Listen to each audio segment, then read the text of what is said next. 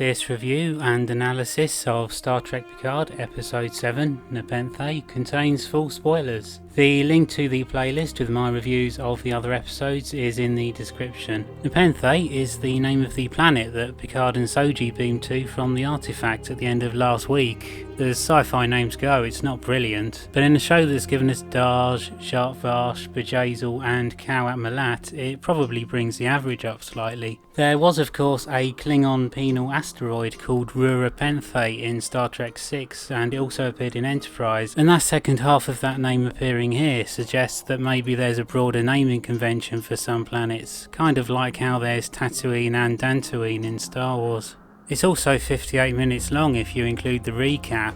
The first 5 episodes of Picard were all around the 44-minute mark, which has always been the Star Trek standard, as that makes up a full hour on broadcast television with adverts. I didn't notice last week, but that was actually 54 minutes, though considering how painfully slow the first half or so of that episode was, why it needed that runtime extension I don't know. Hopefully this week's would use the extended length more fruitfully. The luxury of being a streaming-based show is that you don't have to adhere to the limits required of broadcast television, but then those limits might also force a discipline that could be beneficial. As noted last week, this is the episode we've all been waiting for that has Riker and Troi. As I understand it, their addition into this show was relatively late on in development, Patrick Stewart initially being against having any suggestion of a Next Generation reunion in Star Trek Picard. Jonathan Frakes, though, would be involved in the programme anyway by directing Absolute Candor and Stardust City Rag, so his appearance alongside his Imzadi would probably come to seem like a natural fit. Working them in at a late stage is my guess as to why this episode's longer. Still, let's see if the quality matches the quantity.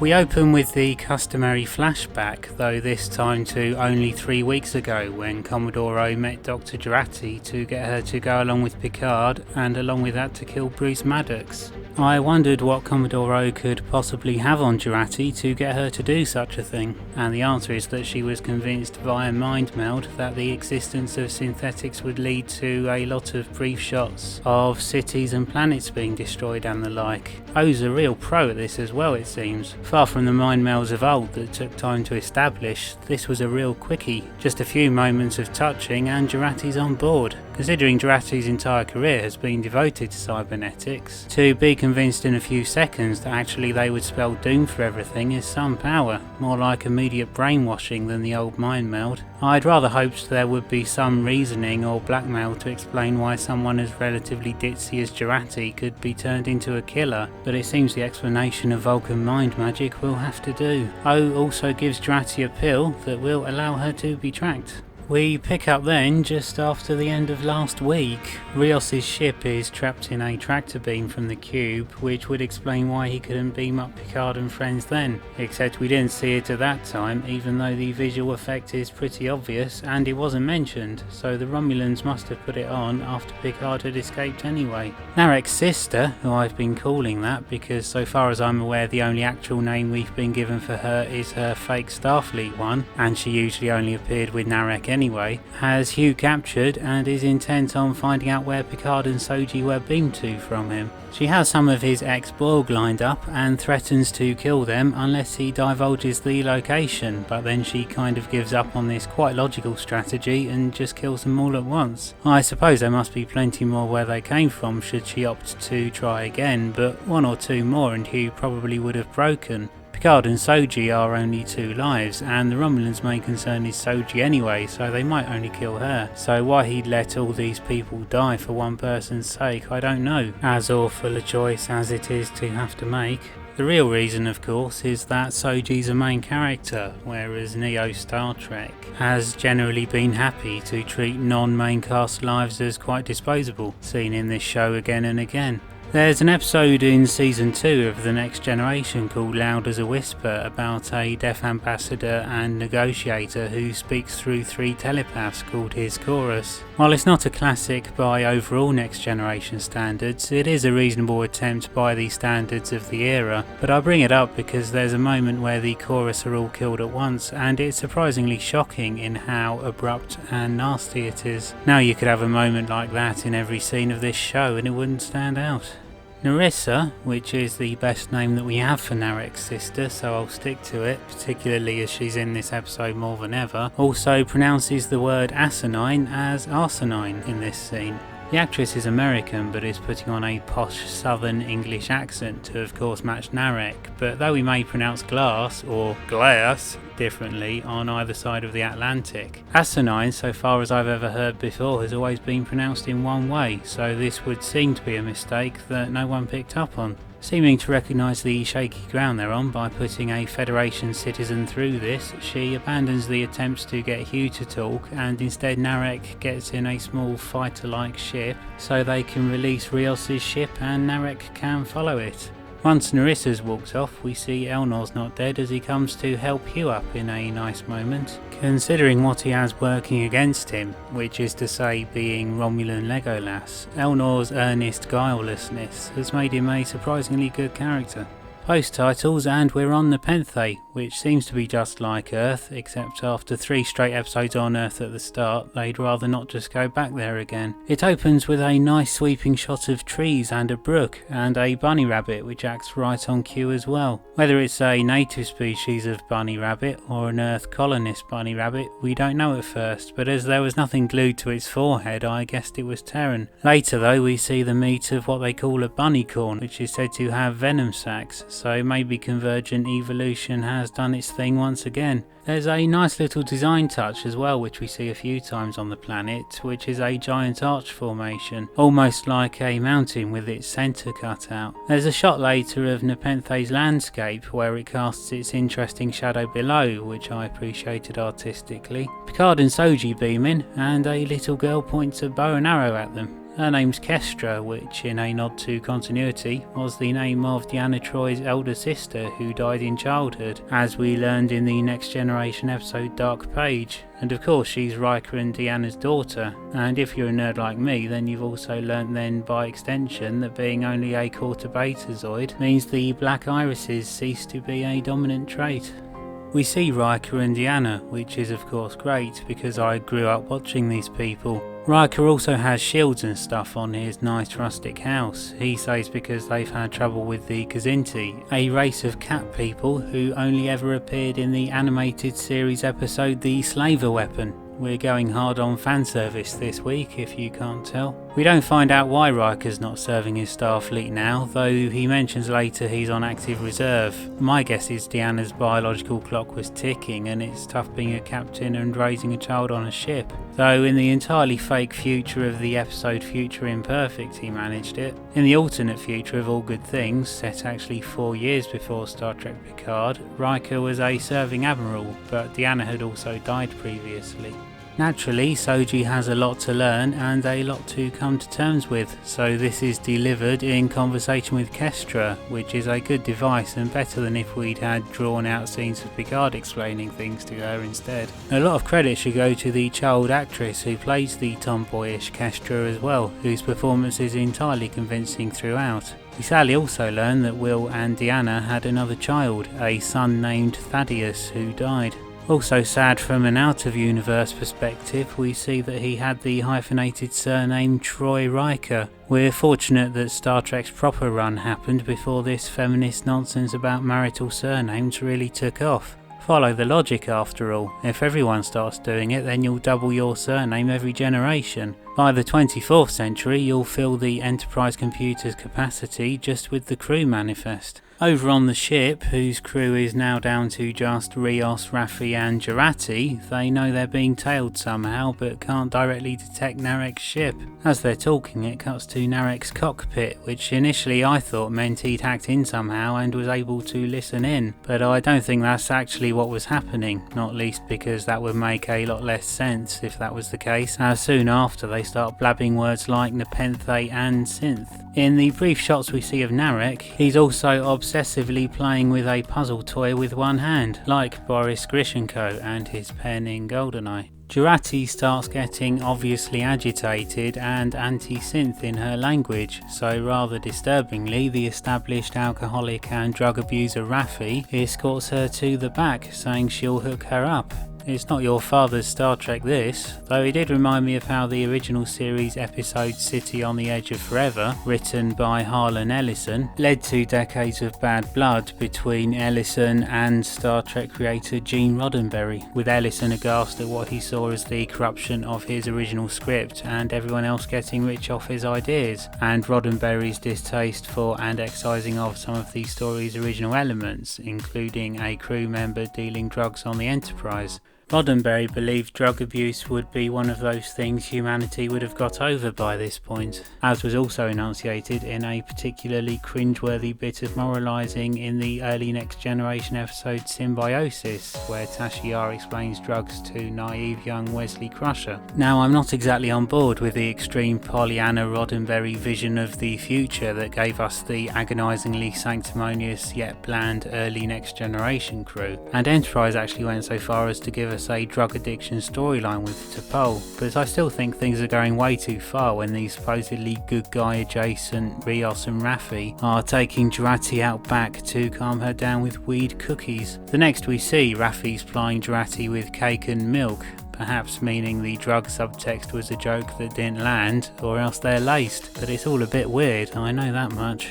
Riker and Picard talk for a bit, mostly about the plot, which Riker guesses to Picard. Incidentally, it's all been Tal Shiar lately, even though the Zhat Vash were explicitly not synonymous with the Tal Shiar previously, meaning there's two factions running around trying to kill simps, I guess. Soji also does a data head tilt, which we've never seen her or Daj do before. I hoped maybe it would just be a not so subtle hint for the audience that her underlying personality is manifesting or something, but it was just there to lead Riker to guess she's Data's daughter. We learn more about the deceased son, Thad. He came down with a rare illness for which a cure was known, but which just so happened to involve positronics something or other, which is of course what the Federation outlawed because that's the same as what they now call synth technology. The audacity of this narrative is incredible.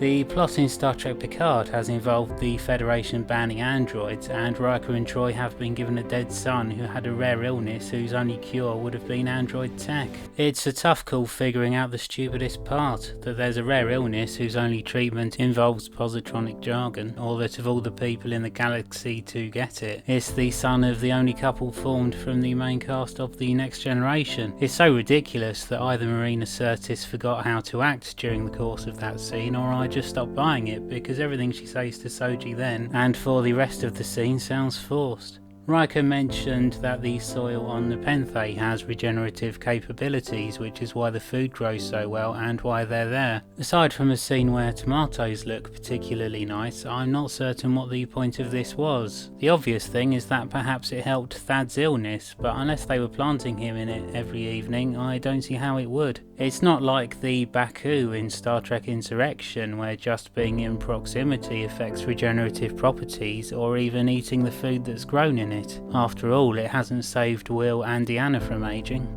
Over on the artifact, Hugh hatches a plan with Elnor to take control of the cube from the Romulans that lasts for about 3 sentences before it turned out Narissa overheard the whole thing. Scuffling ensued, including a brief fist fight which didn't involve weaponry on the stated grounds that that's how Kawat Malat and Zhat Vash fight, which affirms that as being Narissa's allegiance rather than the Tal Shiar more generally, and also because of the same flaw previously noted as regards Elnor, which is that sword versus gun action doesn't work without being a bit contrived. In this case he manages to take out the other guards because the Borg ship is a bit dark and smoky and hard to see in, while also having a lot of surfaces that suit his running and jumping parkour antics, but had Narissa opted to just shoot him at a couple of points he'd have been a goner. The choreography of all of this is still on point, and that's one area Star Trek Picard really has excelled. Hugh is mortally wounded and Narissa beams away, leaving Hugh to reiterate to Elnor that there's some powerful something or other in the Queen's cell and he just needs an XB, which is to say former Borg, to access it. Hugh's death was a surprise in a bad way, a disappointing waste of the character. He's been really great in this show and I hoped would continue in it. Considered together with poor Icheb, it seems recurring characters of yesteryear have a 100% mortality rate. I expect Deep Space Nine's Morn will be brought back next to be beaten to death with his own bar stool. Over at Riker Ranch, they figure out the planet in Soji's dream and resolve that that's where they should be going. Quite what they'll do when they get there, who knows. The plan up to this point was to rescue Soji so that the Zhat Vash don't kill her. What they'll achieve by going to the planet which the Romulans are presumably going to attack, I don't know. Over on La Sirena, which is the name of Rios' ship, even though they almost never use it, and so I haven't before now, Jurati figures out Narek's tracking them through the pill Commodore O made her take. While she's alone, Jurati replicates and takes something which cancels out Narek's tracking, but also puts her in a coma. I have to say, that last part doesn't bother me much. At this stage I only wish she'd shared it with the other two. Meanwhile, as Elnor's clambering around the artifact, trying to stay hidden, he ducks into a corner near a console and then notices, hanging off that console, a keyring thing which he grabs and presses. It then flashes Fenris SOS initiated on it. On all the vastness of a Borg cube, which is 3 kilometers squared, he happens to duck in just the place where an emergency button to signal the Fenris Rangers to come and help is dangling in front of his face. Never mind the question of what it's even doing there at all. I guess it may have belonged to Hugh, who knew the iffy nature of the Romulans who ran the place, though you'd think he'd have kept it with him. Alternatively, he left them all over the place just in case and no one else ever noticed them. Even if the reclamation project is confined to a particular section of the ship, he'd still have to scatter quite a few in strategic locations. That's the best I can do at explaining this, but it's still hopelessly bad writing. There's also the question of how Elnor even knew what this little piece of plastic was. Perhaps he recognised the symbol on it, as he was within the patch of the Fenris Rangers after all, but I think I'm putting a lot more thought into this at this stage than the writers did. After this, La Sirena arrives at Nepenthe. They all say their goodbyes, with Kestra giving Soji a broken compass that's come up a couple of times in the episode. What this is meant to be a metaphor for, I don't know, but I'm sure it's not meant to be a meta reference to how directionless and meandering the show is, though that's the one which fits best. A bit like the compass, there's a strange focus throughout the episode on the Troi Riker children having their own made-up language, and multiple ones at that. I'm guessing this isn't a nod to the Mitford sisters. Perhaps it's meant to be an analogy for the weird Trekkie type language those of us who grew up with the shows have internalised and take for granted when we watch it. Or maybe it's just strange new world building. Anyway, the ship beams up Picard and Soji and off they go. Nepenthe is a strange episode. It was nice seeing Riker and Troi again, though of course much of the conversation was dominated by the plot. Star Trek Picard has been such a lot of people sitting around talking about the slow moving plot. It's just that this time it had classic characters doing it to make us more forgiving. Whether we'll see them again seems doubtful, but Riker's saying he's on active reserve but would need a good reason to return perhaps suggests he'll come rushing in at the show's climax to help save the day. Of course, I made the same prediction before about 7 of 9 as well. Hugh's death was horrible and worse, pretty much pointless. At least Eteps gave us a powerful character moment with 7. Hugh's dead for no reason other than that they've used up what they wanted from him plot-wise, and that's sad and close to vandalism in my eyes. He could have gone out in a more dramatic blaze of glory as well. Say him and Elnor had really worked away on a plan to take back the cube from the Romulans but were ultimately foiled at a crucial moment. I suspect this might have been the initial idea, but it was cut, so only a few lines suggesting it were left in, but it's definitely a missed opportunity to at least do something more with a great character. He only actually appeared in a few episodes with not all that much total screen time, but Hugh was one of the best things about the show. Quite what it is about Nepenthe that needed an extra quarter of an hour compared with the earlier episodes, I don't know. Despite my hope that the paradigm shift of Picard finally finding Soji would hurry things up, this was still as plodding as ever. We're over 2/3 of the way through the show now, so the question is whether it will finally kick into high gear for these final 3 episodes, or whether it will just limp to a conclusion. Unfortunately, I think I know which is more likely.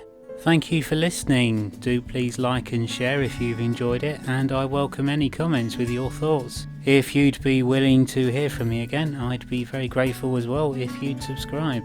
Links to the social media, including the Discord server, are in the description if you'd like to check those out as well. This is Jonathan from Headhunters Media, and I hope I'll catch you again soon.